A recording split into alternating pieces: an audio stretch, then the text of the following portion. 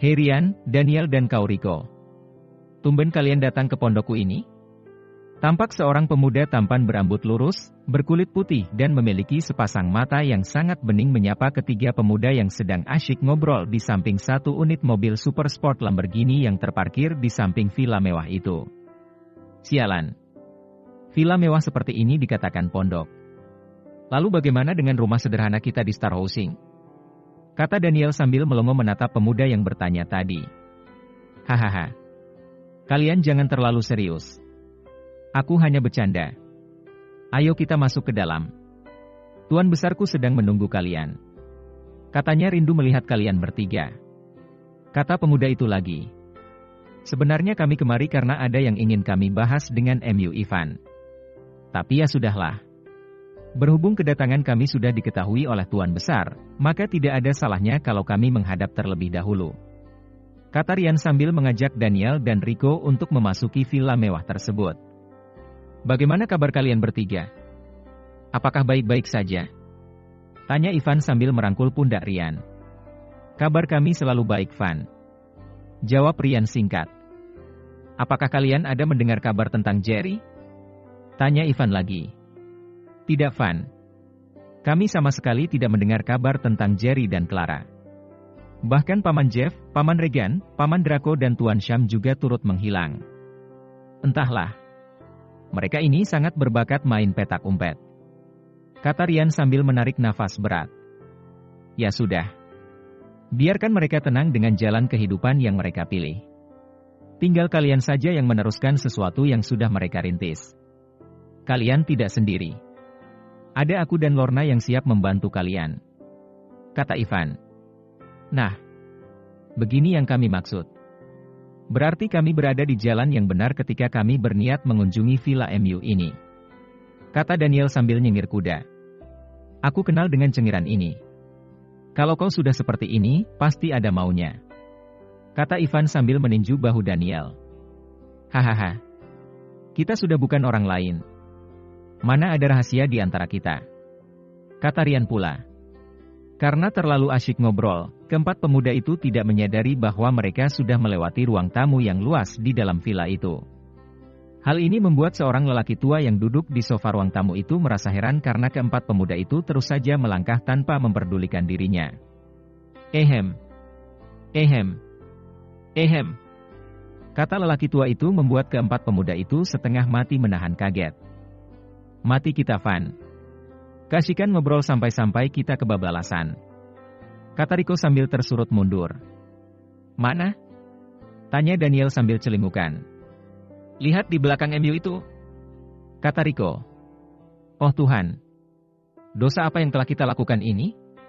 Tanya Rian sambil membalikkan badannya dan dengan ragu-ragu berjalan ke arah lelaki tua itu dengan diikuti oleh Ivan, Daniel dan Rico. Salam hormat untuk Anda dari saya Tuan Besar. Kata Rian sambil membungkuk hormat. Anak-anak muda sekarang terlalu sibuk dengan urusan sampai-sampai orang tua seperti aku ini diabaikan. Tegur Tuan Patrick. Oh Tuan Besar. Tolong maafkan kami. Kami tidak bermaksud seperti itu. Ini semua salah Ivan. Kata Daniel sambil menunjuk hidung Ivan. Tapi karena telunjuk itu mengenai tepat di hidung Ivan, maka dengan salah tingkah, Daniel segera menarik tangannya. Maaf kek. Rico yang menghalangi pandanganku. Kata Ivan melemparkan kesalahan kepada Rico. Mengapa harus aku?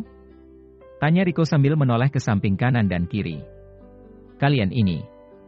Bukannya cepat memberi hormat, malah sibuk saling menyalahkan. Kata Rian sambil mendelikkan matanya. Ayo.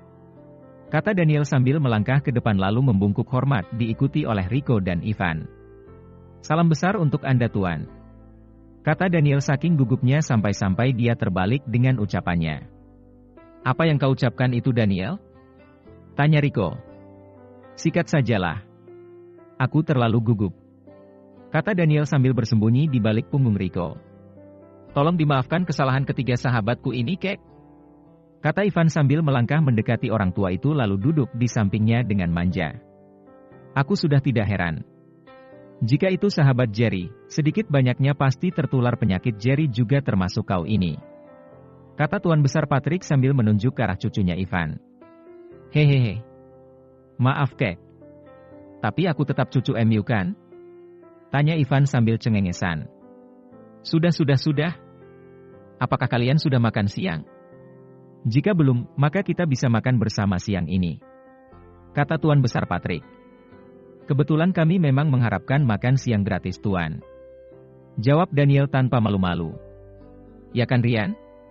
Tanya Daniel pula sambil meminta pendapat sahabatnya itu. Gila. Kau saja. Aku tidak. Jawab Rian. Aku perhatikan, kedatangan kalian ini seperti membawa suatu maksud. Coba katakan ada hal penting apa yang ingin kalian sampaikan? Kata Tuan Patrick. Begini Kek. Seorang bernama Tigor, untuk jelasnya tentang Tigor ini, silahkan baca novel karya Edane Sinting berjudul Black Cat. Kami ada membaca satu berita bahwa di kota Kemuning Sumatera Utara Indonesia, sedang mengadakan tender bagi proyek untuk membangun sekolah, panti jompo dan panti asuhan serta rumah sakit. Kami berniat untuk mengajukan proposal bagi mengikuti acara tender proyek ini. Tapi seperti yang kita ketahui bahwa kami ini sangat minim pengalaman dalam bidang ini. Oleh karena itu, kami ingin mengajak Ivan untuk bekerja sama dalam proyek ini. Kata Daniel menjelaskan maksud kedatangannya kali ini ke Villa Patrick. Untuk masalah itu, kalian bisa mendiskusikan langsung kepada cucuku yang hampir kurang waras ini. Aku akan menemui James dulu untuk mengurus makan siang kita hari ini. Kata Tuan Patrick sambil bangkit berdiri. Memang semenjak dirinya menyerahkan segala urusan perusahaan kepada Ivan, Tuan Patrick secara bertahap mulai mengundurkan diri dari dunia bisnis. Dia membiarkan segala urusan di perusahaan ditangani oleh Ivan tanpa ikut campur dalam urusan itu kecuali jika diminta. Bagaimana Van? Tanya Daniel. Aku sih setuju saja. Jawab Ivan ringkas. Oke. Jika begitu, kita bagi 50-50 ya. Untuk Patrick Group 50% dan untuk R2D Megatown, 50% bagaimana? Tanya Daniel lagi. Alah. Kita ini adalah sahabat. Mengapa terlalu perhitungan? Kita menangkan dulu tender itu. Kemudian kita bekerja sama dengan baik. Masalah hasil, kita bagi rata 4 orang. Lagi pula ini hanya sebuah proyek kecil. Jika bukan karena kalian, aku pun malas untuk memandang proyek seperti ini. Kata Ivan tanpa maksud menyombongkan diri. Kami juga berpikir sama seperti MU Van. Namun untuk melebarkan wawasan dan pengalaman, kita harus mengambil sekecil apapun peluang yang ada. Jika tidak ada yang kecil, maka tidak ada yang besar. Kata Daniel yang memang sangat ahli dalam berdiplomasi itu. Ya. Sekaligus menambah kenalan. Kemungkinan Tigor ini bisa menjadi sahabat kita. Kata Rico pula. Benar itu. Aku mendengar bahwa Tigor ini adalah orang nomor 2 di dalam organisasi geng mafia bernama Kucing Hitam. Itu bagus untuk Dragon Empire. Kata Daniel. Kau hebat Daniel. Sesibuk apapun itu, kau masih sempat membaca gosip. Puji Ivan yang tidak ikhlas. Wih. Aku serius ini. Makanya aku juga sangat antusias untuk mengikuti tender ini. Semuanya aku serahkan kepada MU Daniel. Kau harus memenangkan tender ini. Kata Ivan.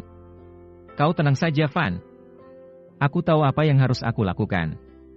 Kata Daniel sambil tersenyum penuh makna.